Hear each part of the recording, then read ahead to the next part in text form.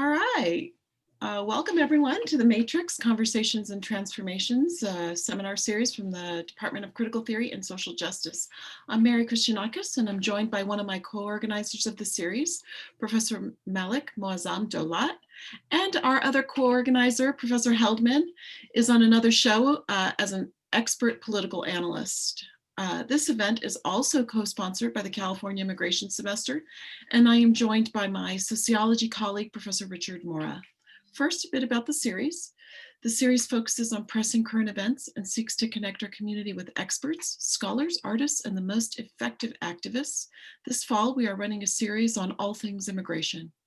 You can register for upcoming events and access our YouTube channel where you can watch videos of past events at oxy.edu/matrix. We're also on Instagram and Twitter at CTSJ Oxy for both of those. And now it's my pleasure to introduce Professor Oliver Wang. Oliver Wang is a professor of sociology at CSU Los Angeles. He's Long Beach, actually. I'm sorry, Long Beach. My glasses can't see that far. It's all good. He is a culture writer, scholar, and DJ based in Los Angeles. There's the Los Angeles part I was mixing up. He's the author of Legions of Boom, Filipino-American mobile DJ crews of the San Francisco Bay Area. He's the creator of audioblog soulsides.com and co-host of the album appreciation podcast Heat Rocks. And now for his talk, We Like Chow Mein Sandwich, a tale of culinary and cultural hybridity on a bun. Welcome. Hi, y'all. Hi, thank you so much for having me this morning, especially on a Friday. So what I did was just to cut down on the possibility of tech problems during trying to do a live lecture. I pre-recorded this, and I'm just going to play this back, and then we hopefully have a very fruitful discussion afterwards. But again, thank you so much for inviting me to be part of this, and I just love talking about this story, so I hope you all enjoy it as well. And let's hope this goes properly. So let's share screen, go full. And if this isn't working right, someone just please give me a holler and we'll start this over. In June of 1974, a group of musicians going by Alika and the Happy Samoans took up residence at China Royal Imperial Palace, a venerable and popular Chinese restaurant located in the southeastern Massachusetts city of Fall River. The group, led by Hawaiian singer and ukulele player Alika Armitage, that's him right there, proved to be such a massive success at the restaurant that owner Changgang Wang, who's seated here in the picture, agreed to produce an album by the group so the restaurant could sell copies of it to their customers. And this was very common with a lot of lounge and restaurants, at least in the 1960s and 70s, that they would produce these custom albums, as they were known, as a way of selling it to tourists, selling it to customers, just part of the marketings, in the same way that these days a popular restaurant might sell a t-shirt or a tote bag. Well, back then, custom LPs was part of that. So the group traveled up to the Brighton neighborhood of Boston in July of 1974. And this is where they recorded the album At the China Royal. The biggest hit off the LP was a song called Portuguese Sailor, which was a cover of a Don Ho hit known as Macau, except in this case, the group inserted mentions of Fall River in place of Macau, the South Chinese port. Local radio DJs, I should say, programmed the song by that fall. However, even if Portuguese Sailor was the most popular song at the time, I would argue that the most enduring song off the LP proved to be the track that opened side B, an ode to one of China Royal and Fall River's most iconic dishes, the chow mein sandwich.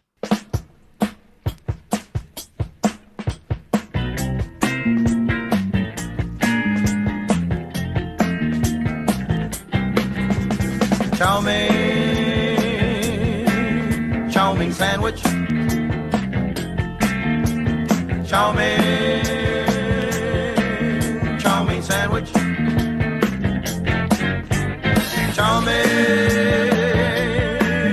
Chow mein sandwich. Chow mein sandwich. Well, you like chow mein sandwich, I like chow mein sandwich. Maeve never gets fat on chow mein.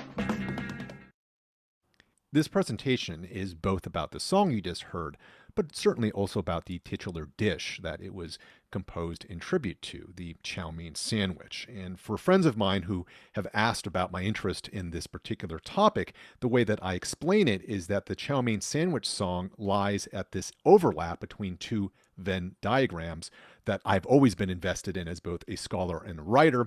On the one hand, it's Asian American culinary hybridity, or examples therein, and on the other hand, it is obscure Asian American funk songs. And again, where those things overlap, you are absolutely going to perk my personal interest.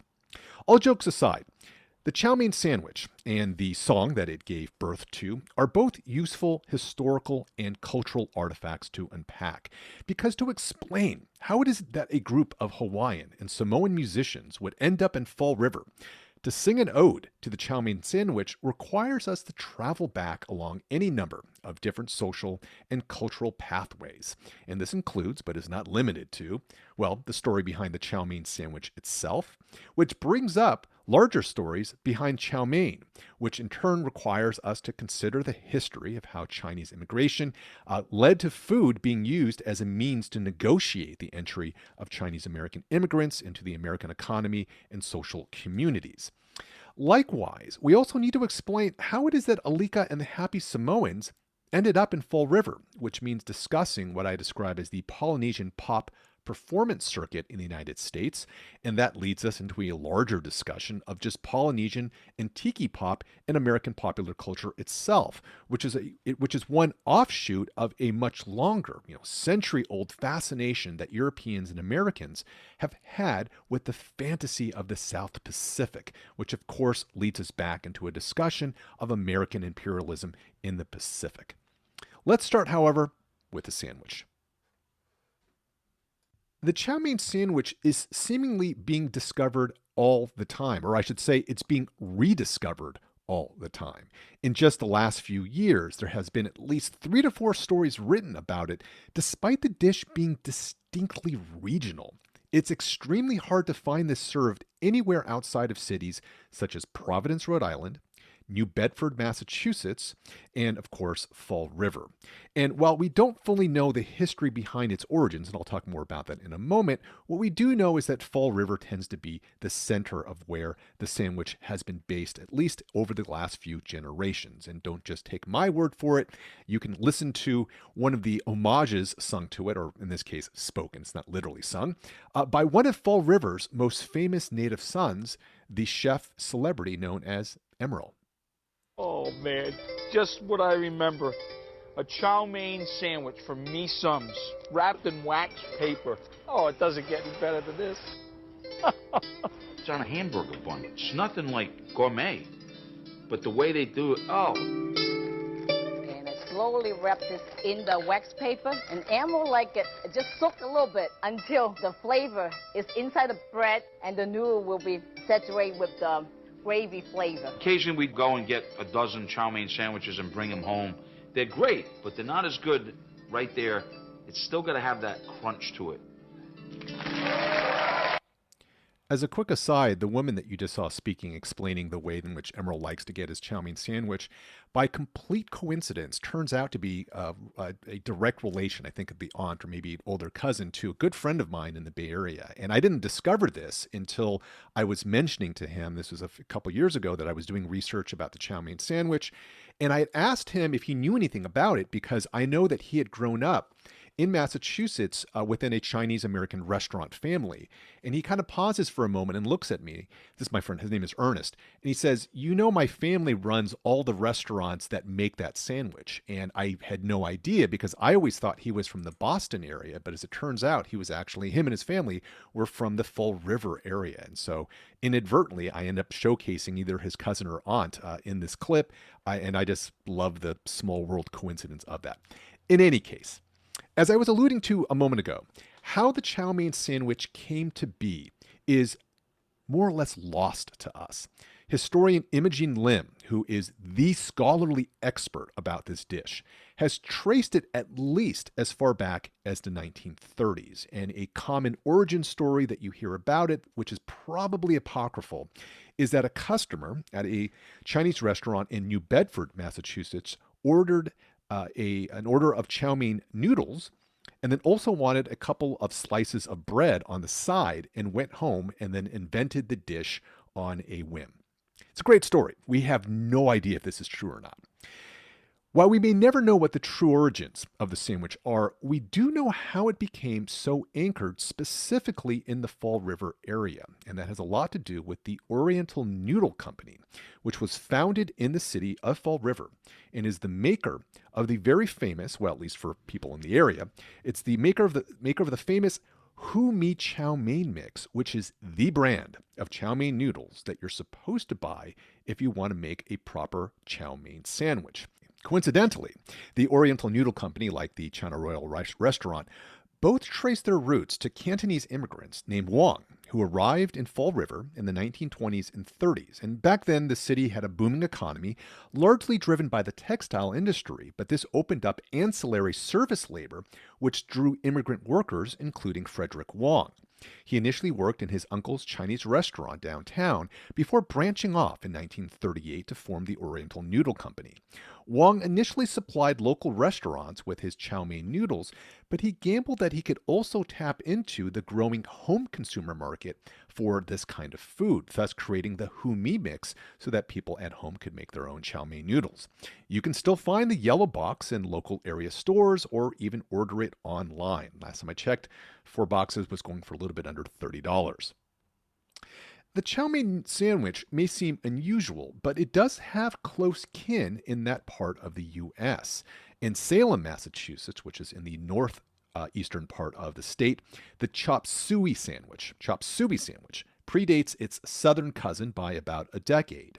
And if you know anyone above a certain age who might have grown up around Far Rockaway, Queens, you should ask them about Tuck Lee's boardwalk stand where he sold the Takey Cup, which was made by compressing fried noodles into a cup form and then serving chow mein noodles inside of this edible container. The Takey Cup, probably even more so than the chow mein sandwich, was truly the original ramen burger. All these are rich examples of how Asian immigrants have long used food to gain a foothold in the American economy, as well as integrate themselves into the social fabric of different neighborhoods. As Imogene Lim has noted, it's meaningful that dishes like chop suey and chow mein, already profoundly American in their hybridity, should merge with the most American of food forms, the humble sandwich.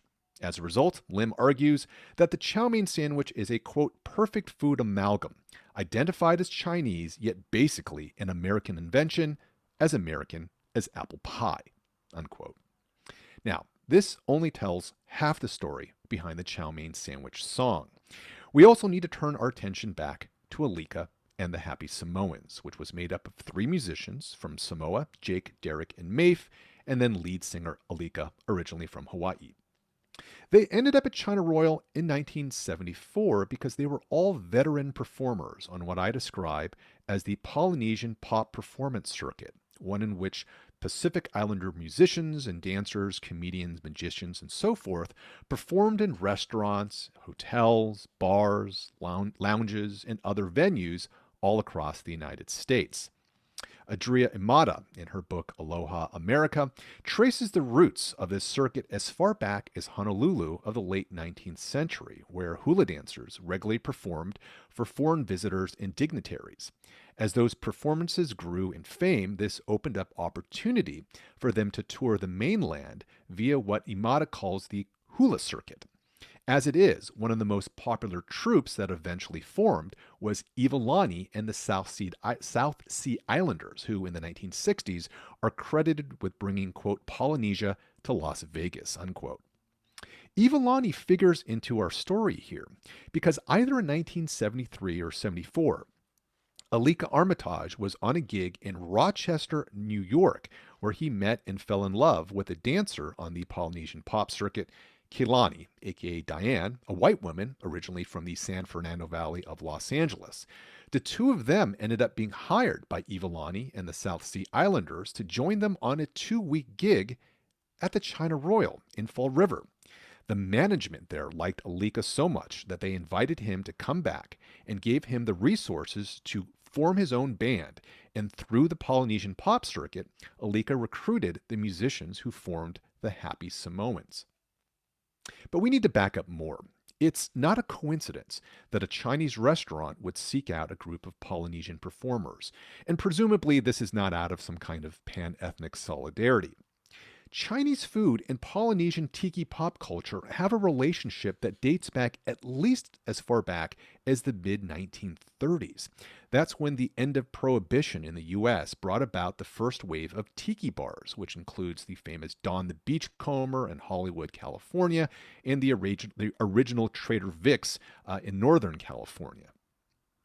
From the start, these restaurants, I should say these tiki bars, served Americanized Asian/Chinese food because it struck the right balance between the exotic and familiar for white customers. And this is where you see dishes like egg rolls and Malayan tidbits, even crab rangoon, begin to show up on these menus. And in a lot of these cases, especially with something like crab rangoon, these were wholly invented.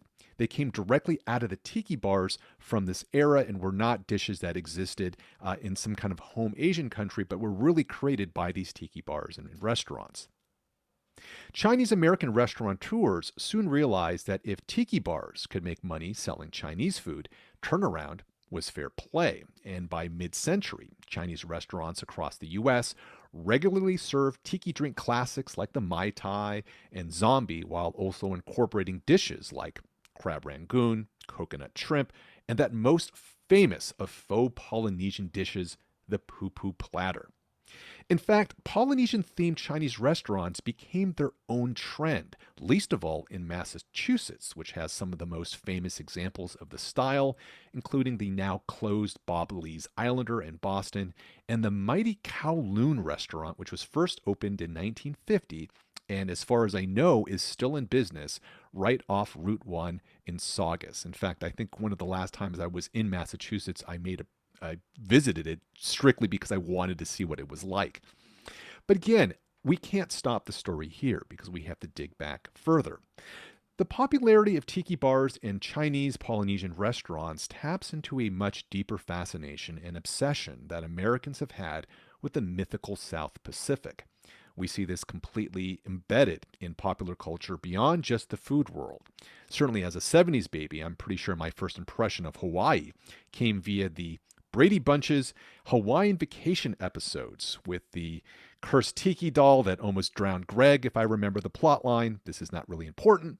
But before that, we had a boom in exotica lounge records from the 1950s. You have Thor Heyerdahl's best-selling novel version of his Kon-Tiki expedition from the 1940s. And even the birth of the modern black velvet painting is credited to Edward Leetag, who began selling them in 1930s Tahiti to sailors and other tourists who came through the Pacific South. Of course, we now have to go back even further to the 18th century and the tail end of the age of exploration in which European colonial navies began to quote-unquote discover Pacific Islander societies. Closer to home, we have the American age of imperialism and the annexation of territories throughout the South Pacific in the 19th century, including but certainly not limited to Hawaii.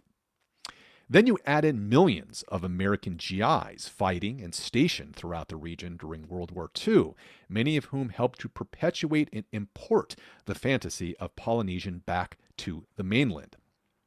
Amada, in her book, describes this long relationship as part of the, quote, imagined intimacy, unquote, between the U.S. and Polynesia, established through imperial military power and then continually reproduced via cultural representations and consumption. Alika and the Happy Samoans chow mein sandwich is just one of the myriad offshoots from this very long and complicated history.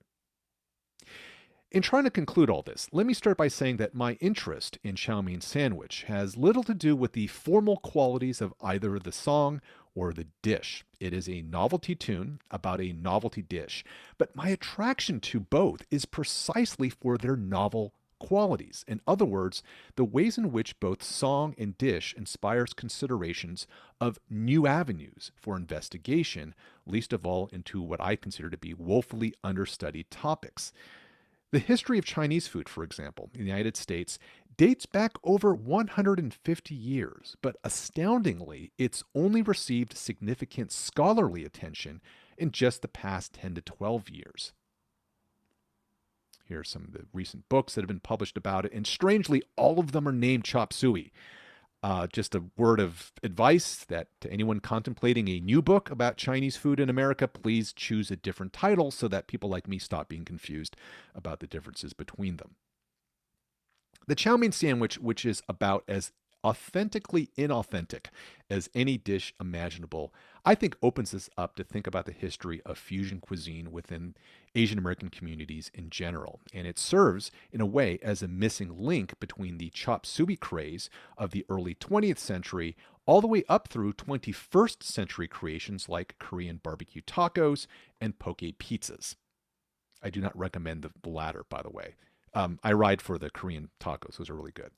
Likewise, the fantasy of Polynesia within American pop culture, as I just said, goes back well into the 19th century as well, but it too, I think, remains conspicuously absent within the scholarly record. And this is something that Imada bemoans when she writes that, quote, the bodies of hula performers present a curious problem. They are hypervisible in pop culture while leaving only the faintest traces in archives, unquote. Similarly, when you have musical stars like Don Ho, to say nothing of many, many countless forgotten Polynesian circuit acts like Alika and the Happy Samoans, they all played an outsized role in shaping the American imagination of Asian Pacific Islanders through music. However, I suspect that because their songs lacked an overt identity politics, these entertainers are almost never discussed within larger discourses around Asian American music. And look, I am just as guilty about this in my own research. Nonetheless, while chow mein sandwich may not merit the same consideration as a deliberately pan-ethnic anthem such as A Grain of Sand's 1973 song, We Are the Children, both in their own way, so both Chow Mein Sandwich and We Are the Children, I would argue, both in their own way serve as artifacts from the same moment in the mid-1970s when understandings of Asian Pacific Islander identity and community were in flux. In the absence of scholars such as ourselves exploring these areas, we've inadvertently ceded the power to craft the dominant narratives around Polynesian pop culture in the US to tiki bar enthusiasts and travel guide writers. And I want to be very clear, their documentation is quite essential for us to have any kind of archive to work from. But these amateur historians are almost always missing a more critical lens. And really, this kind of topic, I think, has anything that you could ask from, well, I come from an American studies, ethnic studies context, but you have things around imperialism, around colonialism, around transnationalism, race, gender, labor, you name it. My hope, and I've been on this soapbox now for over 20 years running, is that there will be more robust forms of Asian American popular culture studies that emerge, ones that treat novelty songs and novelty dishes not as endpoints, but as invitations for investigations that bring the cultural creations, contestations, and transformations of Asian Pacific Islanders into greater focus and relief. Now, I don't want to close on too somber a note, so I want to bring things back to end this back to Alika and the Happy Samoans and one last clip from their 45-plus-year-old smash, Chow Mein Sandwich. Well, a bowl of rice with some spare ribs on the side. Chow mein sandwich. A bowl of rice with some spare ribs on the side. Chow mein sandwich. We've got some wonton soup and some succum too. Chow mein sandwich. We've got some fried rice and a poo-poo platter too. Chow mein sandwich. Well, you like chow mein sandwich, I like chow mein sandwich. Jay goes crazy for chow mein.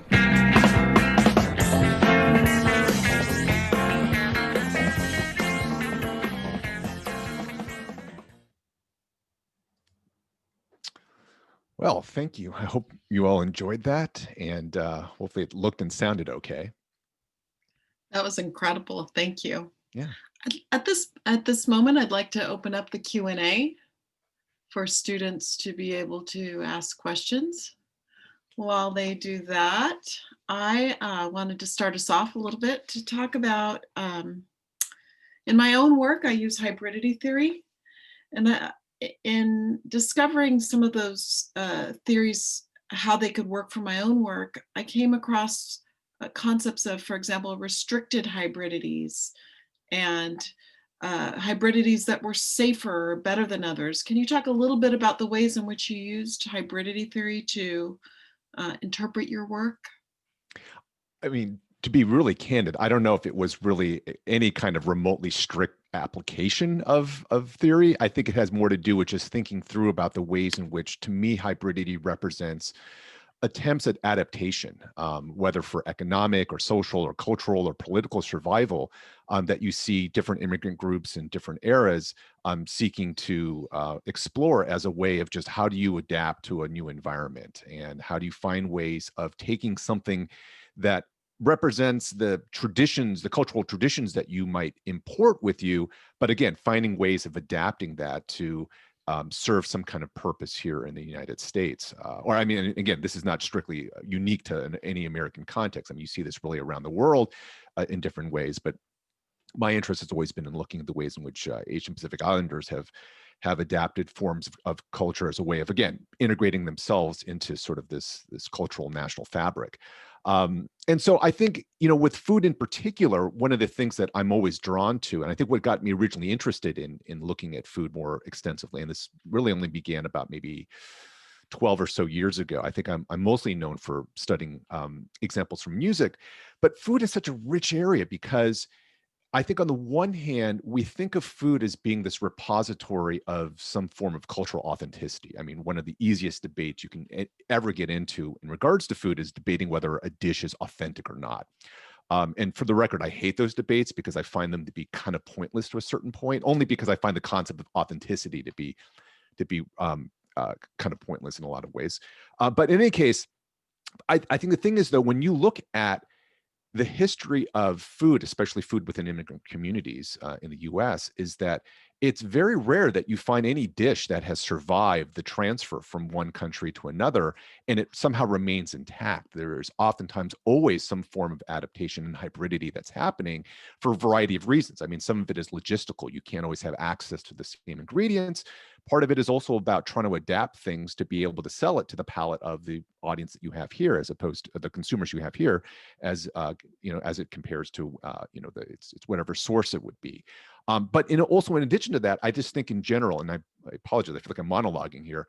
I mean, food itself absorbs and folds in all kinds of ingredients and techniques that are constantly being transformed through the flows of everything from colonialism to trade, again, access to ingredients and things. So things evolve and change over time, and we oftentimes forget about the origins of it, so that we receive the finished product as if it arrived whole. And in most cases, that's just not how food works. And so for all these reasons, it's why I think food is such a rich topic to explore issues around hybridity, because it is one of the most, and as is music, but I think food in particular is particularly well set up to provide countless examples of hybridity. Dr. Wang, if I'm going to ask you a question out of the Q&A. Yeah. It reads, in Legions of Boom, you talk about contact, marginalization, and assimilation. Did you think about these topics when looking into the challenge? Yeah. I mean, I'm trying to think if when I went into this project, I wasn't drawing necessarily in deliberate, conscious ways about making comparisons between the two.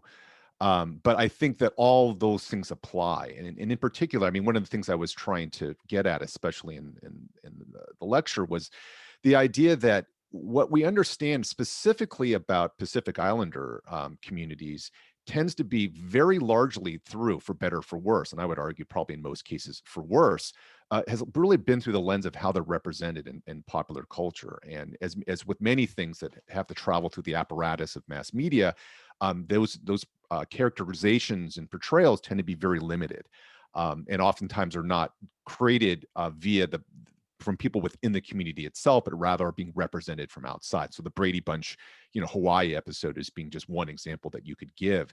So I think for those reasons, when in trying to tell this story in particular, it's why I try to place them within this much longer lineage of just the ways in which the kind of South Pacific gets represented in pop culture, because it's one example of the ways in which Pacific Islander communities, I do think, are marginalized because they're not really able to tell their own story a lot of the time. And so I think what makes Chow Mein Sandwich and the Alika and the Happy Samoans interesting is they're both, this is their album. They're able to kind of craft the message in a sense to represent themselves, but it's not entirely within their power either, because even the fact that they end up, being the house entertainment band at a Chinese restaurant in Fall River is reflective of the ways in which they provide a consumer good simply through their own embodiments, right? Because people want to go out and they want some exotic entertainment. They want to see fire dancers. They want to see hula dancers. And so, there is always going to be this kind of gray zone in which especially entertainers of all stripes are going to fall into in terms of their power to represent themselves, but also the fact that that's not the power of representation is never completely within their own hands either. I'm not sure that actually answers the question, but I'm just kind of riffing off the top. I think the main difference, I think the difference between the Filipino American DJs that I write about in Legions of Boom as compared to a lot of the Polynesian pop performance circuit is that a group like Alika and the Happy Samoans were performing largely for non-API crowds, right? They're performing for whoever lives in the Fall River area, which is going to be very white, a lot of kind of Portuguese heritage, et cetera, but they're not performing to other Pacific Islanders. In contrast, the DJ scene really existed primarily within itself. It was, I don't want to use the word insular, but it was primarily Filipino American DJs performing for Filipino American audiences. And I think that's actually a really big difference between the two. Thank you. A couple more questions in the Q&A. The next one is as follows. What are your thoughts on the actual term hybridity as it is used in academia? I'm currently writing my senior thesis on K-pop, and the recurring theme I've noticed among K-pop scholars is this assumption that hybridization is the joining of two essentialized cultures, which seems somewhat problematic to me. Well, unfortunately, I'm not that well studied in K-pop studies, and so I don't know. I don't have direct experience in terms of what the kind of dominant discourse that scholars have around that, and whether or not they are sort of treating K-pop as if you're just taking two complete wholes and then kind of like mushing them together. For me personally, in general, I just kind of reject the idea that any kind of culture can be described in essentialist terms. Moreover, that hybridity is certainly not limited to just stories of immigration, where you have this idea of movement from one space to another, and then what happens to culture as it travels with it. Cultures that never leave the kind of borders of a nation state are themselves always going to be hybridized to a certain extent. And again, if we're using an example like food, so many iconic dishes that we now associate with different specific Asian countries or cultures themselves are the product of hybridity. You think about the ways in which the Portuguese, as a colonial and imperial power, and also as merchants in the trade that brought Portuguese traders all throughout Asia, and along the way, what they leave behind includes everything from like malasadas in Hawaii to tempura in Japan. And so we don't necessarily think of tempura as being a Portuguese invention, and it is very Japanese in terms of there's a tradition of it that allows sort of Japanese to claim it, but the origins of the technique around it, well, that comes via Portugal, right? And likewise, if you think about all of the kinds of ingredients, spices, especially like chili peppers that were indigenous to the Americas that are now completely commonplace throughout Asia, we don't think about the fact that you don't have the same kind of spicy foods that we associate with different regional Asian cuisines without also recognizing that the Colombian transfer was fundamental to how we understand that. So I think so to me, again, there's no such thing as an essentialized culture, because even when you're talking about practices within a particular region, those things are still being impacted by the flows of global trade, about cultural exchange, and contact between different populations that have happened, throughout, for centuries. Here's another question in the Q&A. Looking at the chow mein sandwich as an example of API identity formation in the US, what kind of role do you think, hope, Asian fusion cuisine will play in our current society? It's a good question. I don't know if I've ever thought about like, what role can fusion play? Well, I wrote about this. I had about a year and a half, I had a column in what's now known as Character Media Magazine, but before it used to be known as Korean Magazine. In any case, it was a column where roughly about once a month, I reviewed cookbooks authored by Asian American, Asian Pacific Islander authors. And I did a whole column specifically around fusion cuisine, talking about a couple of cookbooks that were explicitly or at least implicitly written with sort of fusion recipes in mind. And one of the things that I try to argue in that is the history of Asian food in the United States has always been fusion. Chow mein, chop suey, these are not dishes that you can find some kind of exact one-to-one corollary back in, let's say, the Guangdong region of China.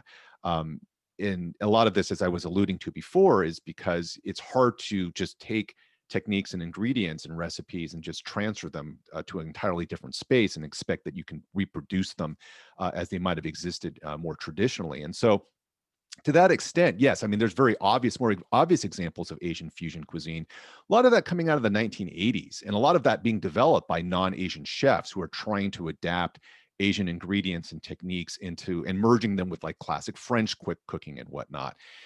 But again, you look at sort of just Asian food in the United States, almost all of it to some degree is going to be fusion, right? Like you think about like pad thai here in the US, I haven't traveled in Thailand. I'm going to assume that pad thai in Thailand does not look, atomic orange most of the time. That I think has a lot to do with how that dish has evolved here. You talk about, something like sushi and something like the California roll, which was invented in Los Angeles and Little Tokyo. We take that for granted as being like some kind of very, it's not essentialist, but a very traditional dish, but it's not. It means it's an invention. And then so many dishes that we associate with Asian cuisine here, even if it doesn't have the fusion label, those things have always been fusion. If by fusion we mean that they're taking different elements that are non-traditional to produce something new. I'm not really answering the question though. I think, what's the hope I have? Well,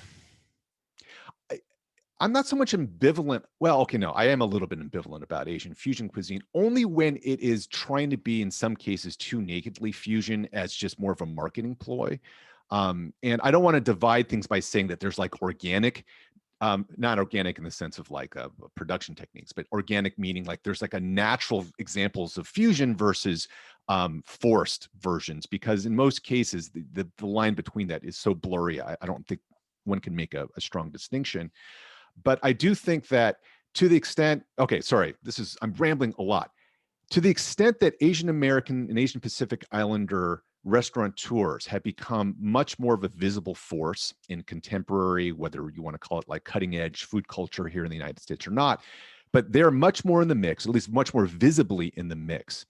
And with an example like Roy Choi and the Kogi Taco Truck, which I've also written about, that Korean barbecue taco, I think, is an example of the ways in which Asian Pacific Islander restaurateurs are exploring the appeal of fusion, whether implicitly or explicitly, as a way of making their mark, as a way of advancing within a very highly competitive food world. And so I think we're really just seeing kind of the beginnings of this, a kind of a new phase of fusion. So it's not the fusion of the 80s, which, as I said before, mostly white chefs trying to integrate Asian cooking techniques into classic European techniques, but rather it's a generation of Asian Pacific Islander restaurateurs who are basically reclaiming fusion, again, whether implicitly or explicitly, as a way of staking a claim in terms of this is the kind of food that is reflective of my childhood or growing up in the States, where all of these different influences existed in my fridge and in my home kitchen. I'm now bringing out to sort of these restaurants. And so I think we're going to see even more examples of this, over the course of the next 10 plus years at minimum. Okay, another question from the Q&A. What role do you think liquor license and the tiki drinks played in the development of this culture and food? It's interesting to think how today many of the restaurants throughout the US are priced out of liquor licenses. Thank you. It was fascinating. That's a great question. Unfortunately, I don't know really anything about the history of liquor laws in the US outside of very broadly, knowing that prohibition existed for a point, but beyond that, I actually don't know very much about liquor licenses at all. But all I can say is that the tiki bar phenomenon was one of the direct outgrowths of the end of prohibition, is that people wanted to start reopening bars, and the tiki bar caught on partly because of its ability to kind of sell the exotic in this particular form. So it was, it was a marketing ploy, but apparently a very successful one, because tiki bars still are popular, at least in the popular imagination. Here's the next question in the Q&A. Have you done any research with spam and the ways in which it has become embedded in the cultures of various formerly colonized countries in the Pacific? Do you see spam and the chow mein sandwich as having similar relationships to American culture and American conceptions of the mythical South Pacific? If so, in what ways?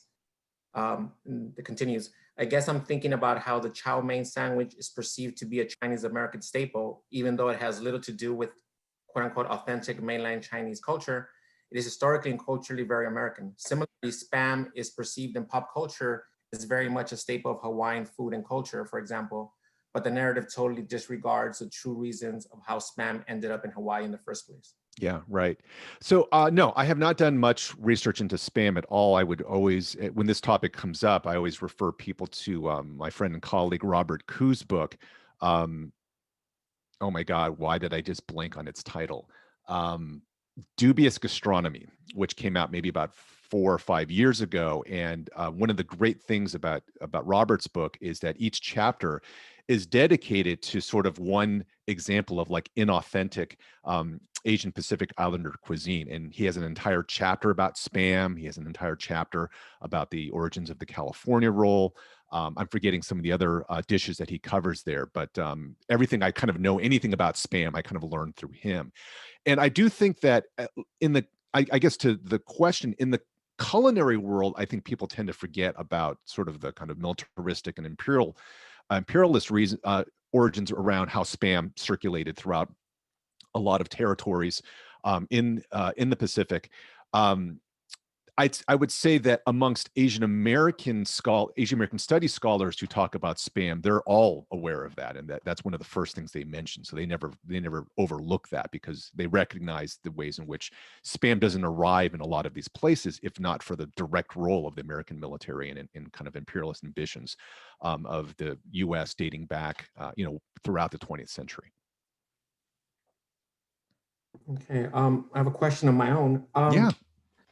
I'm sort of fascinated by the fact that the sandwich originates on the East Coast. Yeah. Right. And in some ways, it didn't necessarily travel west. Yeah. Right. Why do you think that is? Okay, so my pet theory is it's a weird idea. And certainly there are other examples of noodle sandwiches. The yakisoba pan, which is a Japanese sandwich, is basically kind of the same idea, right? It's like fried noodles in a bun. And there are other, there's, I think maybe it's a Cincinnati dish, but there's another regional sandwich that features like spaghetti, basically like on a bun. But I think in general, it's not the kind of dish that's going to sweep the nation in terms of launching like a huge, coast to coast craze. Though I will say that the chow mein sandwich, and again, this is largely through the work of Imogene Lim, she's found that it traveled at least as far south from Massachusetts as Coney Island. So it had some broader regional impact. But by and large, as I was saying before, it is a really hyper-regional sandwich, even by 2020 standards. I talked to a lot of people in the course of doing this research from the Boston area, including my uncle, who ran a Chinese restaurant in Maine for 25 years and got started as a waiter in the Boston area. He had never heard of the sandwich. And a lot of the people I knew from the Boston area, and I grew up in Boston as a kid, they had no idea about it, had never heard of it. I had never heard of it. And so even though the distance between Boston and Fall River and New Bedford and Providence is not very far, it tells you a lot that this sandwich is really concentrated in this sort of local area. Now, why did it not break out? I mean, there's many cities have very regional dishes that are only going to be found within that local area. And I think it has more to do with why do certain things go more national or go global as opposed to why did one regional dish stay regional? I think the answer to that is, well, I don't know. I mean, I don't have like a succinct answer except to say that I think the vast majority of local dishes just stay local. And the ones that break out, we know about because they were able to break out of those areas. But if I had to surmise, why did the chow mein sandwich never become like huge? I don't think it visually looks particularly appetizing. And I also don't think that like starch on starch as a sandwich makes a ton of sense to people when we're used to like hamburgers or ham sandwiches or whatever else. So, but these are just like off the cuff pet theories. I don't have anything that's airtight to explain that. Professor Christianakis, do you have any question? Yeah, I was interested. You, at some point in your talk, mentioned that you could really use gender, colonial lenses. If you could talk a little bit about how gender plays into the study of food and the making of food and the dissemination of food, and there's a sociologist who wrote a book on kitchens, right? So can you unpack the kitchen for us a little bit? I mean, I think the easiest example is that, and I'll just limit this to the United States, but you think about who primarily does cooking within kitchens, it's women, right? Traditionally. Because of gender roles and everything else. But then you look at the world of sort of professional restaurateurs, and they are all but dominated by men. And there's clearly a gap there, where and this has to do with, I think, ages old associations around the domestic sphere as being female, and sort of the outdoor, outside of home labor force is being dominated by men. And in addition to the fact that like the very ideas of professionalism themselves have always been highly gendered. And so it creates these kind of inequities between how we recognize who drives food culture is that women home chefs and domestic cooks have largely been kind of erased from that story in favor of the kind of, auteur-like chefs that become celebrities, least of all in this current moment with foodie culture in the United States, where, as many people have said, is that, chefs are the new rock stars. Well, who have traditionally been recognized as rock stars? Also men. And so I mean, that's just kind of one very, very simple example of the kind of inequities around gender that exist within it. So to your point, we generally think of the kitchen as being the domain of, or the home kitchen, I should say, as being the domain of women, but we tend to think of the restaurant kitchen as being the domain of men. And I would also, I haven't read the book you're mentioning, but I want to say Krishnendu Ray gets into some of this stuff in his book, which I think is excellent. The Ethnic Restaurateur, which came out a few years ago. I think he also kind of probes some of the gendered qualities, the gender dynamics here.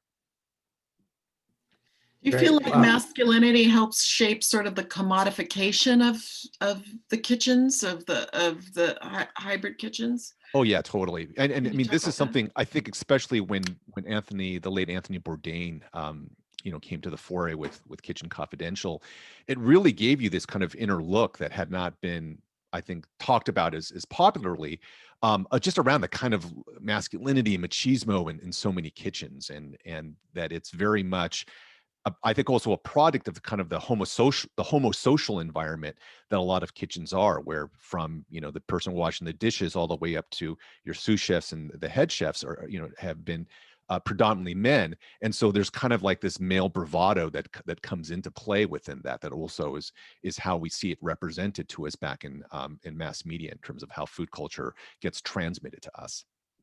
It was interesting in your talk. I thought a lot about like how women function as sort of hospitality to the production of food. And so that seemed to be an interesting sort of thread as you were talking about the particular places, the situatedness. Did you have a sense of that? Not so much in this, not in this project, not really. I mean, I don't get that deep, to be quite honest, into gender with the chow mein sandwich story, and that's probably, my oversight in general. But I'm sure there's a dynamic to be probed there. It's just not one that I happen to apply in this case. Got you. We have one last question. Let's see. Yeah. Do you feel that your background as a scholar of music informed your studies on food? And if so, how? This is particularly important for a small liberal arts college where people cross-train. Sure. I would say yes. I don't think it's in a way that was really explicit. I would say that both music and food are very much open to borrowing and adaptation, appropriation along the same lines, but that both of these things are the way in which music, in the same way that food is produced and is imagined, I think are inherently open to, the forces of adaptation and hybridity. We songwriters borrow from other songwriters all the time in the same way that cooks and chefs borrow from one another all the time. And so, this is, almost a very facile observation, but I do think that there's a lot of overlap between the two. But I think for me, it's also about just my interest in studying music has partly to do with understanding how do styles and genres, where do they emerge from? And what are the things that shape that evolution along the way, which is also part of what draws my interest around food, is because you can, as the chow mein sandwich song and dish, exemplify, is when you just begin to unpack these very small things, you realize all of these, as I described, all these massive social and cultural pathways that lead you to there, and you follow them backwards. And to me, that's intellectually what I find really stimulating to explore. Professor, thank you so much. That was an amazing talk, and we will certainly take a closer look at our food. And I am hungry, by the way, after talking about the food. Thank you so much for your presentation. And for all of you who are watching and would like to share this with your family and friends, we will be posting it on the CTSJ website. Probably this afternoon or tomorrow morning, depending on how the election goes and what kind of energy we have around that. Thank you so much, everyone. All right. Thank you so much.